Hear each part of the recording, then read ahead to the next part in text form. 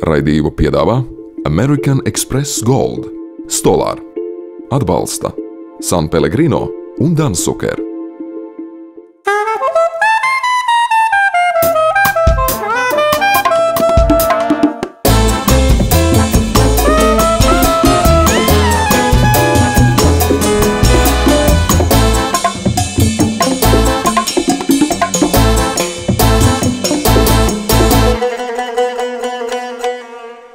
Labrītiņš šo burvīgo rītiņu, šo skaisto rītiņu.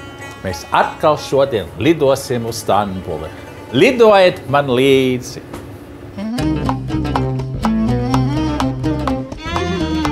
Mūsu Turcijas ceļojuma pēdējā sērijā vislielāko uzmanību veltīsim pie mums Latvijā mazpazīstamajiem Turcijas vīniem. Raidījuma sākumā aprunāsimies ar kādu restorāna īpašnieku, kas Turcijas vīnus piedāvā saviem viesiem. Nedaudz vēlāk vīnzinis Raimons noskaidros, kāpēc somelieram nepieciešams duncis, bet nobeigumā uzrunāsim nelielas vīna darītavas saimnieku no Turcijas pilsētas Izmiras.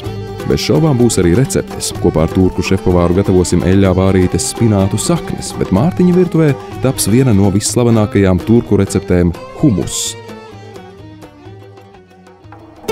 Beidzot restorāns. Ko? Aleluja, tas ir. Un šendien roķis, tas laba nozīme tā ir.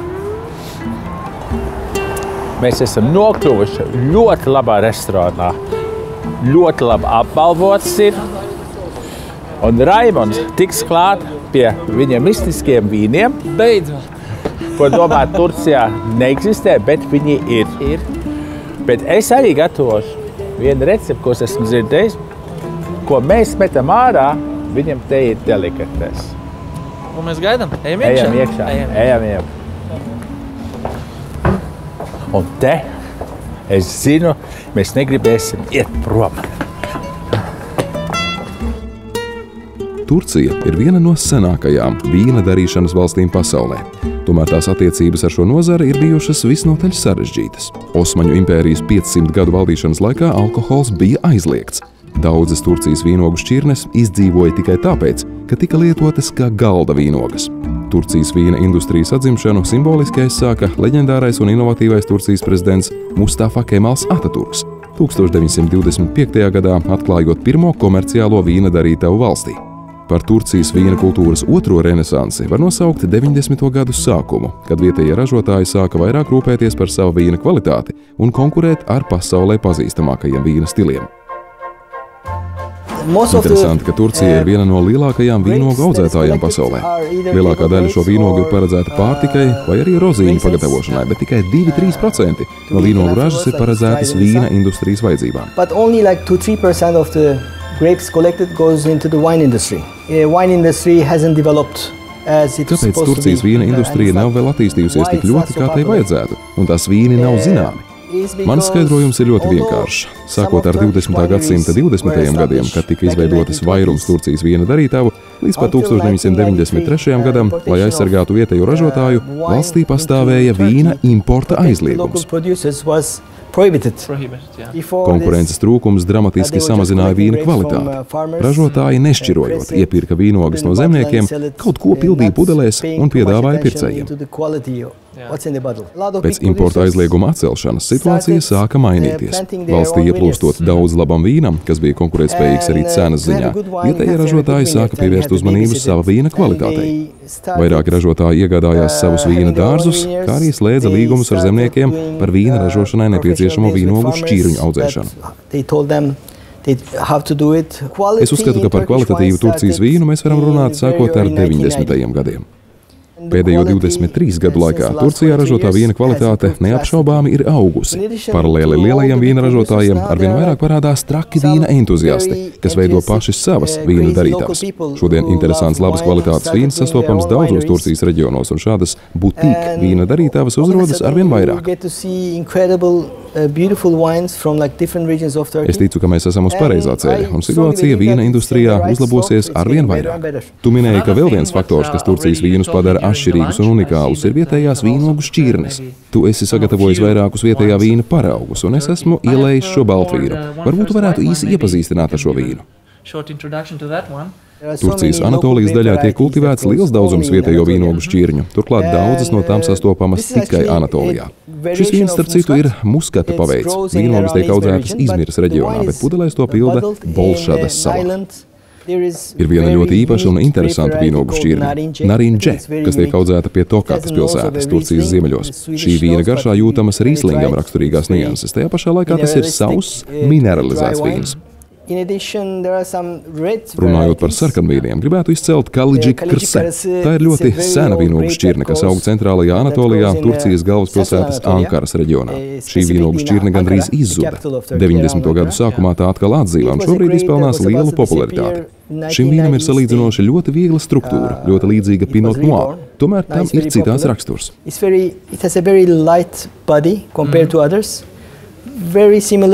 Pinot Noir, but different in characteristics. Nākamā, arī īpaši Turcijā audzētā vīnogu šķirne ir kuskuzu. Šīs vīnogas nosaukumu ieguvušas pateicoties savam lielajam izmēram. Tulkojumā no turku valodas kuskuzu nozīmē buļļa acs, un tās tiek audzētas Elazīgas provincē. Tās mēģina audzēt arī citos Anatolijas reģionos, tomēr līdz šim labākie rezultāti ir bijuši tieši Elazigā. Vietējās vīnogu šķirnes ir ļoti interesantas. Tam piemīt unikālas garšas īpašības, un tās netiek audzētas nekur citur, kā tikai Turcijā.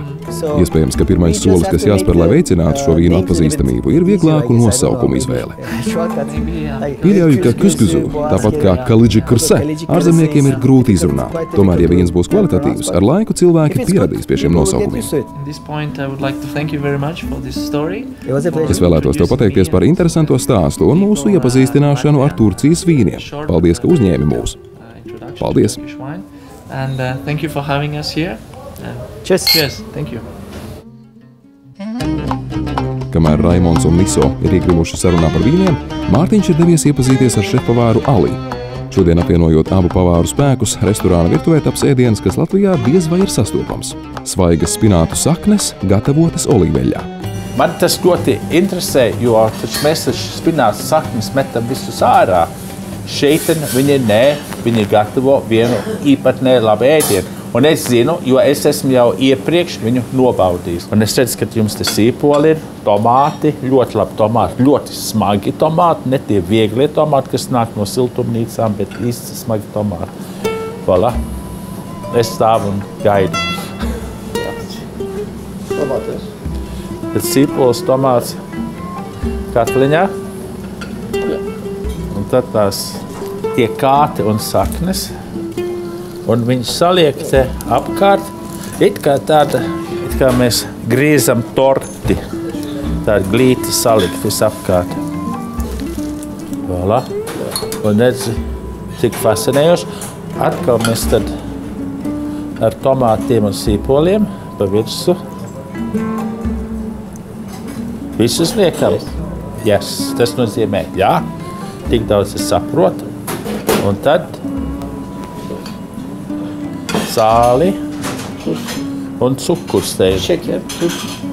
Labu vietējo oliveļu. Tuču ūdeni. Un tad mēs liekam uz plīts. Voilà. Viņš saka, kādu pusstundu, 45 minūtes, maigi mēs viņu vāram.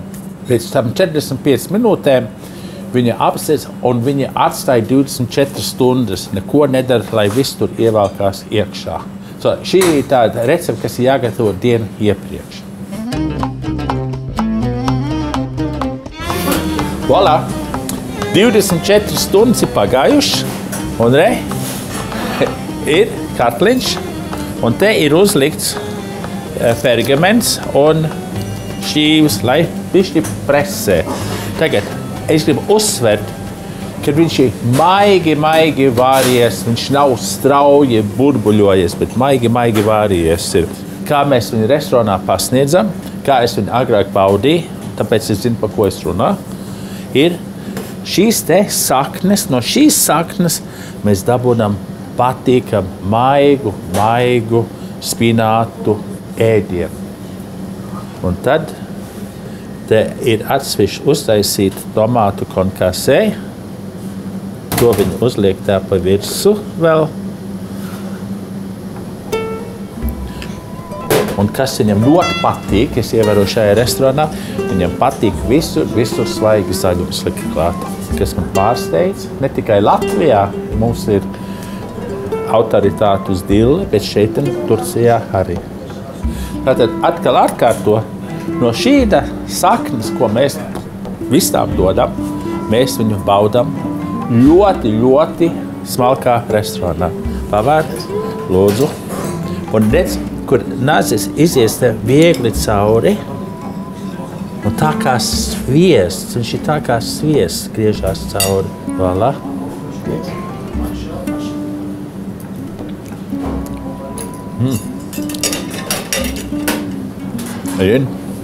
Šī tāda recepte, kas man patīk ceļot apkārt, mācamies no citiem, no grāmatām, bet vislabāk ir no paša pavāra. Grazie. Paldies tev. Paldies. Pēc īsas reklāmas pauzes turpināsim mūsu pētījumu par Turcijas vīniem un vīna kultūru.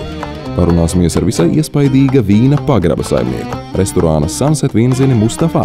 Satiksim vīndari no vīna darītavas Urlā, bet raidījuma noslēgumā Mārtiņš nodemonstrēs vienkāršu humusa recepti.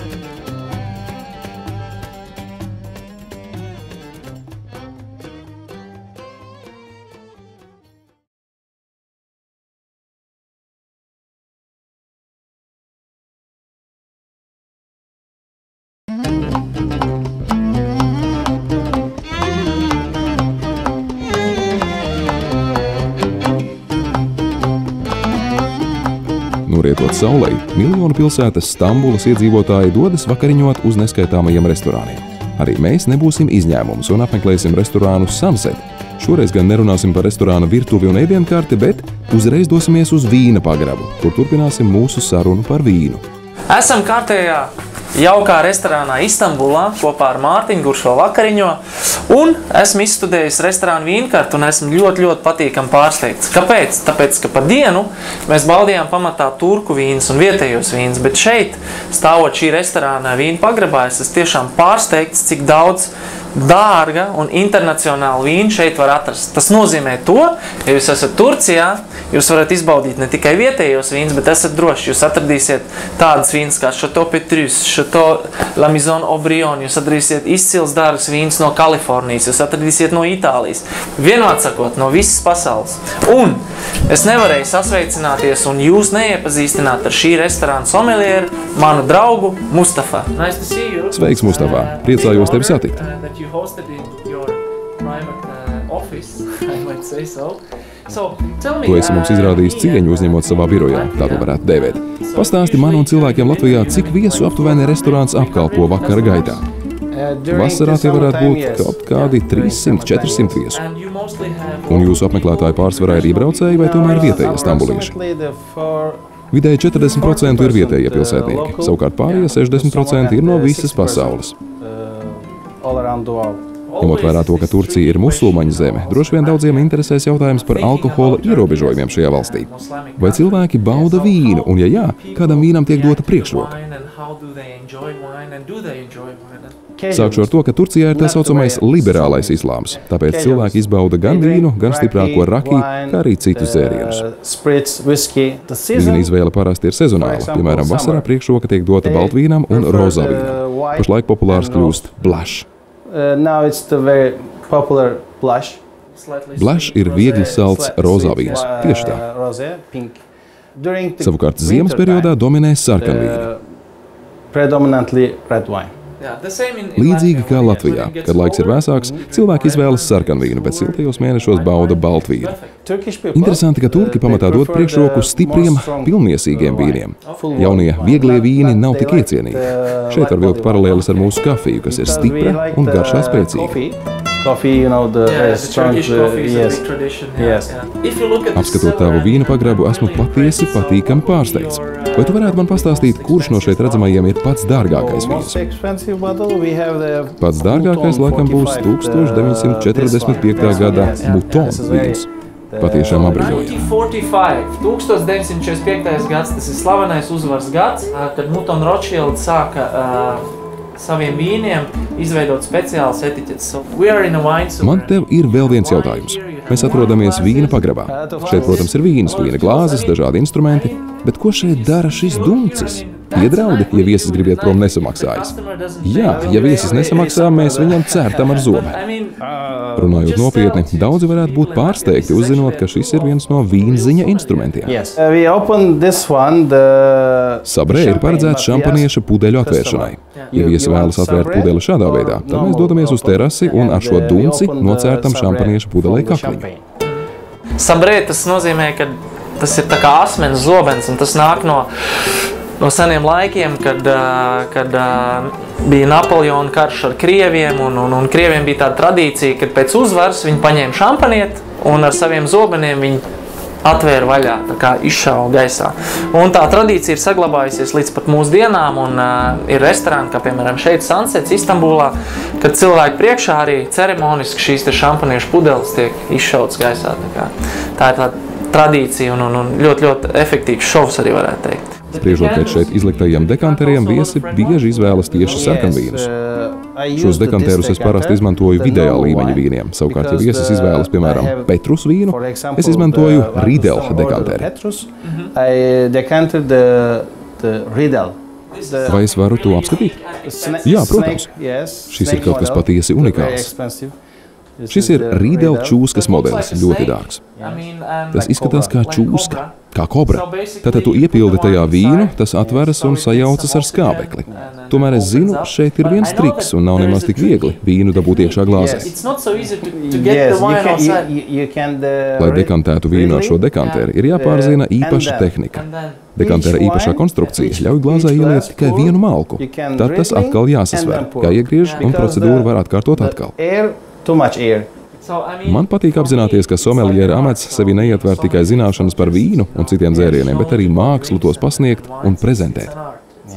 Mustafā, es zinu, ka restorāns vēl joprojām ir pilns, kā arī es zinu, ko tas nozīmē, tāpēc vairs neaizņemšu tavu laiku. Es vēlos tev pateikties par viesmīlīgo uzņemšanu un paldies par interesanto stāstu.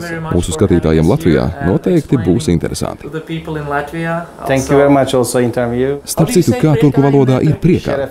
Šerefē, Mustafā. Šerefē. Priekā.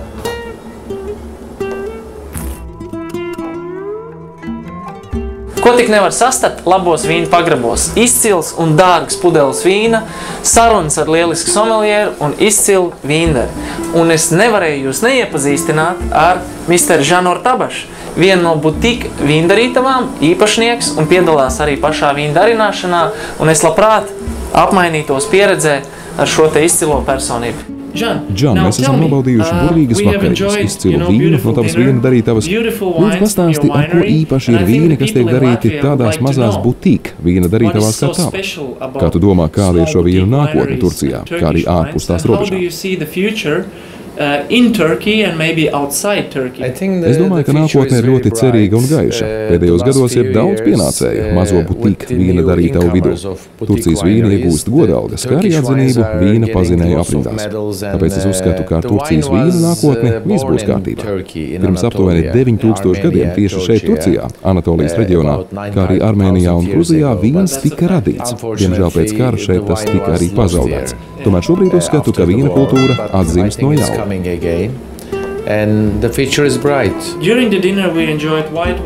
Vakariņu gaitā mēs nobaudījām sarkanvīnus un baltvīnus, kas gatavoti no vietējām vīnogu šķirnēm, tomēr tava vīndarītava izmanto arī starptautiski zināmas vīnogu šķirnes. Piemēram, Sauvignon Blanc, Nero d'Avola, kas nāk no Sicīlijas, un bez šaubām vīni ir brīnišķīgi. Tomēr es pamanīju, ka tie nav lēti. Kāds ir tavs viedoklis? Kādi faktori veido vīna cenu? Vai tas būtu vīndarīšanas reģions, vīndaris vai varbūt restorāns, kā tu ieminējies iepriekš? Ar nožēlu man jāsaka, ka šeit akmens jāmet restorānu dārziņā. Dažkārt restorānu cenu politika ir vienkārši šausmīga. Piemēram, dārgākā vīna cena, ko es eksportēju uz Londonu un Ņujorku, ir 20–23 eiro par pudeli, bez piegādes. Londonas restorāns šo pudeli pārdod jau par 100–110 sterliņu mārciņām, tā kā restorāni nav gluži bez vainas. In the restaurant it is £100. Kā ar vīnziņiem? Tieši vīnziņi ir tie, kas iepazīstina klientus ar tevis radīto vīnu, tā īpašībām un dvēseli. Tavuprāt, tā taču ir nozīmīga profesija. Šeit es tev pilnībā piekrītu, tā ir svarīga profesija. Mana vīna darītava ir salīdzinoši jauna. Kopš darbības sākuma mūs ir apciemojuši aptuveni 300 vīnziņu. Es uzskatu, ka ar vīna kultūras izpratni Turcijā kļūst ar katru dienu labāk. Somelieram vīns ir jāizprot. Es ražoju vīnu, vīnzinis ar to iepazīstina, restorāns pārdod. Mēs visi strādājam kopā. Vīnziņa uzdevums ir nozīmīgs. Viņam ir jāpārzina visas detaļas un īpatnības, kur audzētas vīnogles, to šķirne, klimats un daudz kas cits. Ir vīni par 2 eiro pudelē un ir vīni par 10 000 eiro pudelē. Tā ir krietni liela starpība. Pirms vīna darīšanas es biju vīna kolekcionārs, un manā vīna pagrabā ir vairāk nekā 3000 pudeļu. Kopš sāku ražot vīnu, es godīgi varu apgalvot, ka laba vīna cena nepārsniedz 100 eiro. Pārējais ir stāsts par to un mārketings. Makes 100 euro maximum. The rest is the story about it and marketing. That's it. Man patika, ka tu pieminēji stāstu. Manuprāt, viena no vīna funkcijām ir satuvināt cilvēkus, rosināt sarunas un komunikāciju. Šis vakars to apliecina. Mēs esam izbaudījuši izcilas vakariņas un pavadījuši laiku interesantās sarunās. Domāju, ka pēc mūsu sarunas es daudz labāk izpratīšu un varēšu prezentēt tavus vīnus saviem klientiem. Liels paldies par sniegto iespēju nobaudīt tavus vīnus. Savukārt tev paldies, ka esi atbraucis uz Turciju, atklāt šīs zemes vīna pasauli. Prieks! Mēs esam iemācījušies, kā taisīt turku tēju, turku kafiju, pabijuši daudz labos restorānos, un kaut kas, kas gandrīz katrā restorānā ir humus. Tagad humus.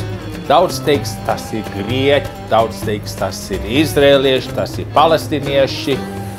Man liekas, turki teiks, tas ir viņu. Jo tas humus, viņi ir zirņu pasta. Šeit ir auņu zirņi, viņi tādi maziņi ir. Viņi auga 2 vienā pākstītē. Baigais darbs.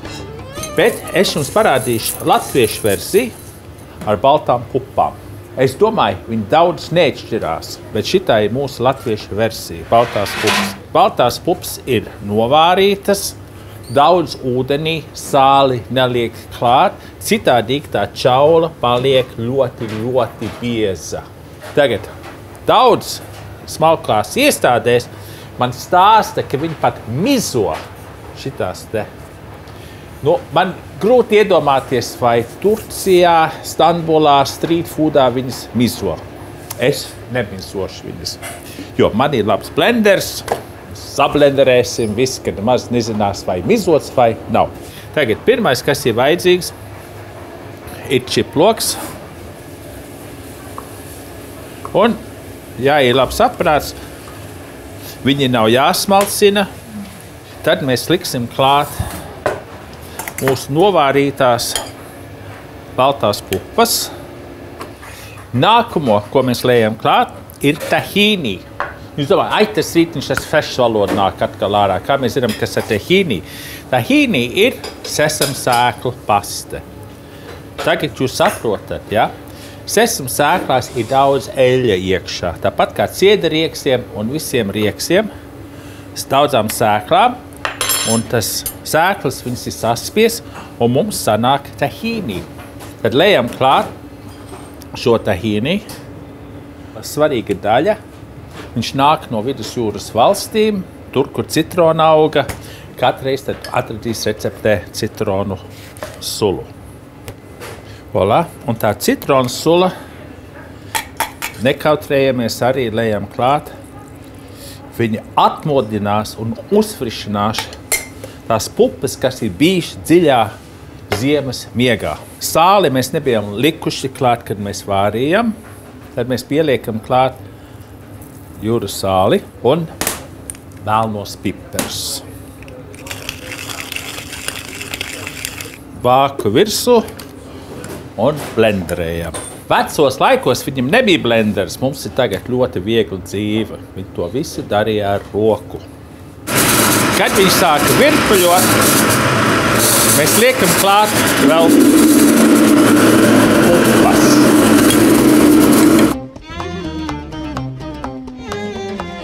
Pēc blenderēšanas humusu pārliek bļodā, pārlej ar olīveļu, Pievieno nedaudz svaigi spiestu citronu sulu, kapātu petersīli un paprikas pulveri.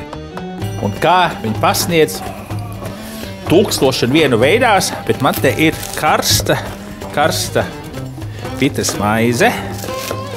Man jāgriež daudz, jo man filmēšanas grupa jābaro arī ir. Un liekam grozā. Un tas labākais veids paņemt to karsto maizi un smērējat tā iekšā un volā.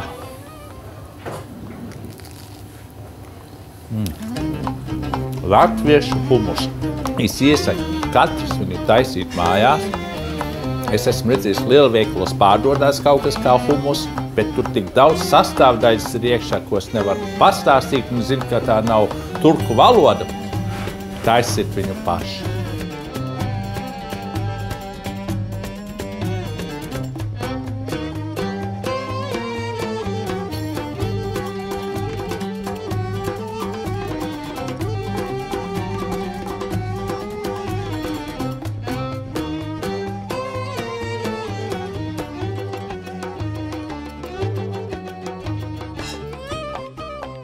Raidījumu piedāvā American Express Gold, Stolar, atbalsta San Pellegrino un Dansuker.